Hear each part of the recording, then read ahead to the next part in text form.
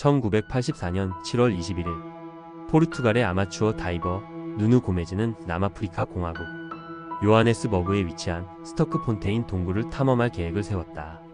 이 동굴은 3개의 주요 동굴이 서로 연결된 복합 구조로 전체 길이만 약 5.2km에 달했다. 하지만 그중 10% 정도만 수중 구간으로 나머지는 대부분 육지였다.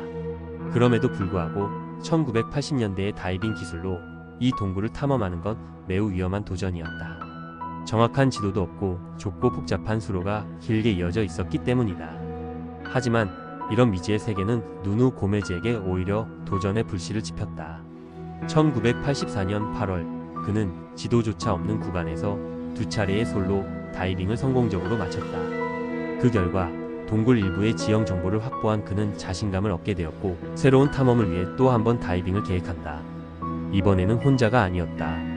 그는 말콤과 피터 루셀이라는 2명의 다이버와 팀을 결성했다. 피터는 상대적으로 경험이 부족했지만 고메즈는 이미 2번의 성공 경험이 있었기에 큰 위험은 없을 거라 생각했다. 하지만 그 판단은 치명적인 실수였다. 1984년 9월 29일 3사람은 차에 올라 요하네스버그를 떠나 동굴 입구로 향한다. 약 1시간 후 그들은 스토크폰테인 동굴에 도착했다. 동굴을 따라 걸어 들어간 그들은 곧 수중 구간에 도달했고 본격적인 다이빙 준비를 시작했다. 이날의 다이빙 계획은 이랬다. 가장 먼저 고메즈 혼자 다이빙을 시작해 가이드라인을 설치하고 피터와 말콤은 물 밖에서 그 진행 상황을 확인한다. 가이드라인은 밀러홀에서 시작해 밀러레이크를 지나 동굴 깊숙한 곳의 에어 챔버까지 연결하는 것이었다. 총 길이 약 120m의 이 구간은 좁고 어두운 수로가 이어진 곳이었다. 가이드라인 설치를 마친 고메즈는 수면 위로 돌아와 3명 모두가 함께 다이빙을 시작한다. 고메즈가 앞장서고 뒤를 말콤과 피터가 차례로 따랐다. 이 동굴은 본통로 옆으로 수십 개의 작은 측면 통로들이 있었고 잘못 들어가면 바로 길을 잃을 수 있었다. 하지만 3사람은 줄을 따라 조심스럽게 이동했고 처음으로 마주한 구간인 밀러레이크에 도달한다. 이곳은 어른의 어깨 너비 정도의 좁은 수로였고 한 명씩 순서대로 통과해야 했다. 고메즈는 모두가 안전하게 통과한 것을 확인한 뒤 다시 선두에 서서 이동을 이어갔다. 얼마 후 목적지인 에어 챔버에 도착했다. 그곳은 폭 3m, 높이 1m의 작은 공간이었다. 3사람은 간단한 조사를 마친 뒤 귀환을 시작했다. 그런데 40m쯤 돌아왔을 때 피터의 모습이 보이지 않았다. 말콤은 즉시 고메즈의 핀을 잡아당겨 신호를 보냈고 2사람은 다시 왔던 길을 되돌아 피터를 찾기 시작한다. 잠시 후 한쪽 측면 통로 안에서 인공적인 빛을 발견한다. 그곳에는 혼자 있던 피터가 있었다. 예상치 못한 행동이었다. 하지만 고메즈는 피터의 모험심을 알았기에 가볍게 경고만 하고 넘겼다. 3사람은 다시 이동을 재개했다. 하지만 30m쯤 더 나아갔을 때 피터는 또다시 사라졌다. 이번에도 2사람은 되돌아가 수색을 시작했지만 피터의 흔적은 어디에도 없었다. 귀환 예정 시간을 넘기면서까지 수색을 진행했지만 피터는 발견되지 않았다. 실린더의 공기도 거의 바닥났다. 결국 고메즈와 말콤은 아무런 성과 없이 철수할 수밖에 없었다. 동굴을 빠져나온 그들은 즉시 구조 요청을 보냈다. 하지만 도착한 구조대는 동굴 다이빙 경험이 없는 소방대원들 뿐이었고 구조 활동을 거부했다.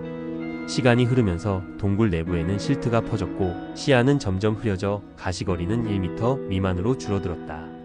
절박한 상황 속에서 고메즈는 2주 전 함께 동굴을 다이빙했던 크레이그 스티븐슨에게 연락한다.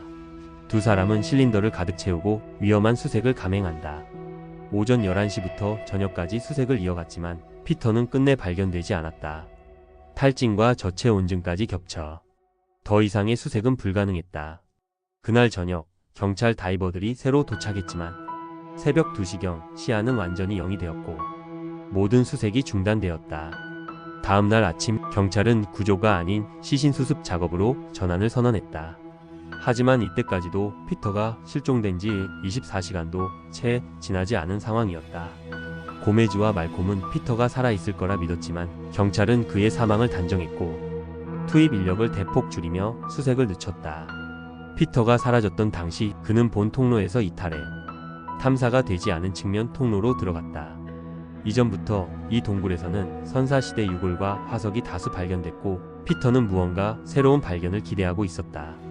하지만 방향 감각을 잃은 그는 수중 가이드라인 없이 통로에서 통로로 이동했고 결국 벽이 좁아지는 곳에서 멈춰선다. 정신을 차린 그는 되돌아가려 했지만 실투로 인해 시야가 막히고 길을 완전히 잃어버렸다. 그때 눈앞에 물 표면이 보였고 에어 챔버일 것이라 추측한 그는 좁은 틈을 억지로 통과해 그곳에 도착한다. 다행히 그곳은 숨을 쉴 수 있는 공간이었고 피터는 일단 구조대를 기다리기로 결심한다. 그는 빛을 쏘아 신호를 보냈지만 배터리는 곧 꺼졌다. 공기와 식수는 충분했지만 동굴은 너무 조용했고 시간 감각마저 잃어버린 채 그는 며칠씩 잠에서 깼다 자는 걸 반복했다. 좁은 공간 속 환각과 환청이 찾아왔고 피터는 조금씩 무너져 갔다. 경찰은 결국 수색을 중단했고 동굴은 폐쇄되었다. 고메즈는 수색이 잘못되었다고 판단하고 민간 자원봉사자들과 함께 동굴의 비수중 구간을 조사하기로 결정한다. 수색팀은 입구에서 약 100m 떨어진 좁은 방 안에서 피터의 시신을 발견한다. 그가 실종된 지 6주 만의 일이었다. 그의 몸무게는 20kg 이상 줄어 있었고 방 벽에는 짧은 문장이 남겨져 있었다. 부검 결과 피터는 실종 4주 후 아사로 사망한 것으로 드러났다. 더 충격적인 사실은 당시 구조대가 피터가 있었던 그 방 불과 10m 옆까지 수색을 진행했지만 그를 발견하지 못하고 지나쳤다는 것이었다. 이 사고 이후 누누 고메즈는 동굴 다이빙의 위험성을 세상에 알리는 데 힘썼고 수중 탐험 관련 책을 다수 집필한다. 그리고 1996년 수심 283m 다이빙 세계 최초 성공, 2005년 322m 다이빙 세계 기록 수립. 그는 지금도 역사상 가장 위대한 테크니컬 다이버 중 한 명으로 남아있다.